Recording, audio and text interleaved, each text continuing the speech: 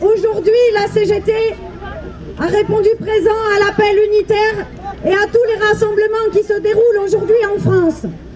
Il nous est apparu utile de tenir ces initiatives unitaires. En tant que syndicat, notre place est bien à la fois de construire les actions concrètes de solidarité internationale en lien avec les organisations des travailleurs des pays et de parler aux nôtres, aux travailleurs de notre pays, pour aller au débat, apporter des réponses, déconstruire la propagande médiatique et gouvernementale et rappeler aux travailleurs qu'ils n'ont aucun intérêt, jamais, à céder aux injonctions guerrières ni aux éléments de langage élaborés par les gouvernements.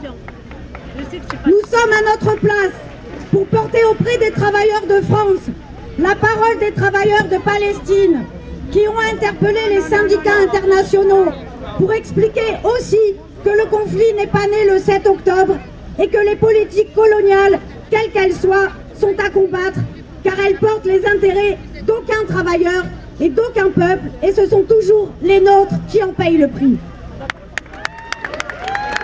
Aujourd'hui, il faut qu'une voix s'élève, une voix unique pour porter une parole de paix et dire qu'elle est possible.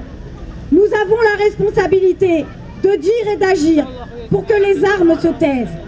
Des actes peuvent être pris pour que la paix s'installe en Palestine et que plus jamais ni un Palestinien ni un Israélien ne paye le prix de la colonisation.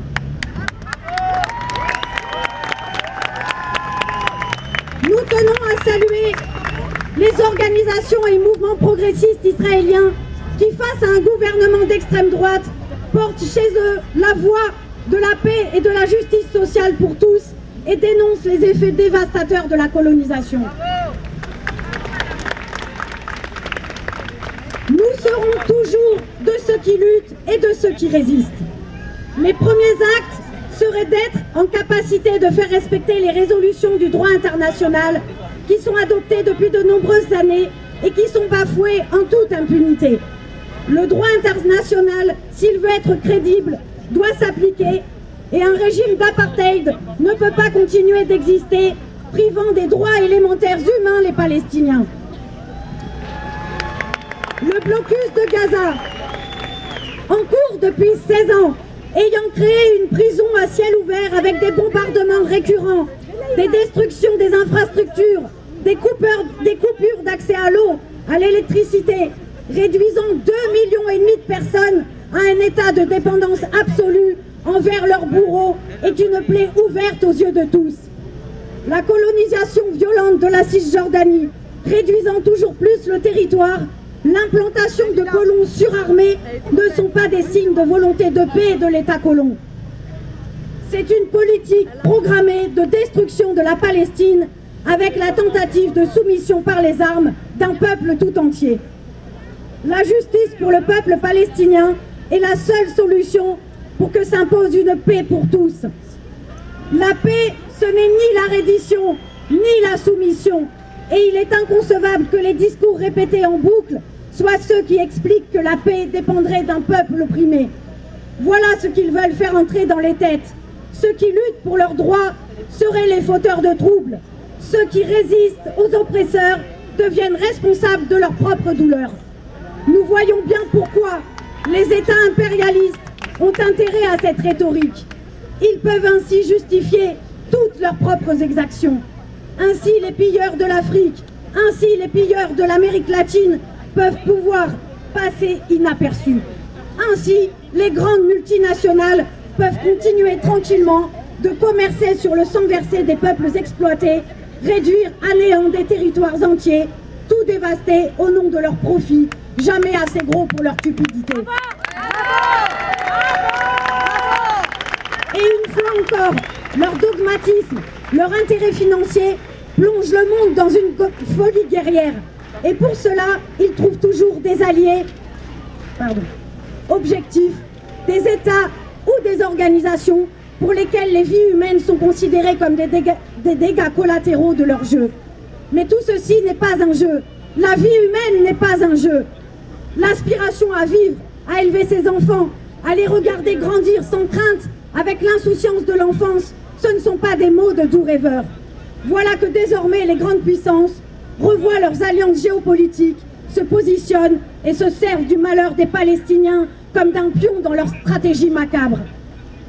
Se réunir aujourd'hui pour la paix, c'est donc porter des valeurs internationalistes et anticolonialistes. Se réunir et manifester pour la paix, même quand elles sont interdites, ce qui n'est pas le cas aujourd'hui, c'est un moment auquel il faut être et répondre présent. La France est un des rares pays au monde à avoir interdit les rassemblements sous prétexte que revendiquer la paix en Palestine serait un trouble à l'ordre public. Aujourd'hui, nous vivons dans un pays où une militante palestinienne, la camarade Mariam Aboudaka, en tournée pour l'organisation de meetings, a été arrêtée par les forces de l'ordre. Où les militants de l'UJFP dans différentes villes de France ont été placés en garde à vue, où des organisations politiques sont ouvertement attaquées, menacées pour certaines de dissolution pour apologie du terrorisme, où les amalgames les plus ignobles sont faits, accusant les uns d'antisémitisme, les autres de soutenir les assassins du Bataclan. Notre responsabilité est donc de serrer les rangs et de ne pas se laisser impressionner. Notre présence aujourd'hui renvoie la meilleure des réponses. Nous sommes qui nous décidons d'être et nous ne marcherons jamais à la cadence du fouet des exploiteurs. Nous sommes tous des Palestiniens. Nous sommes tous des Palestiniens. Nous sommes tous des Palestiniens. Avec toutes les organisations, chacun dans leur rôle, avec ses différences, mettons de côté ce qui pourrait nous diviser et ensemble, mettons-nous au service de la paix, de la justice et du progrès social.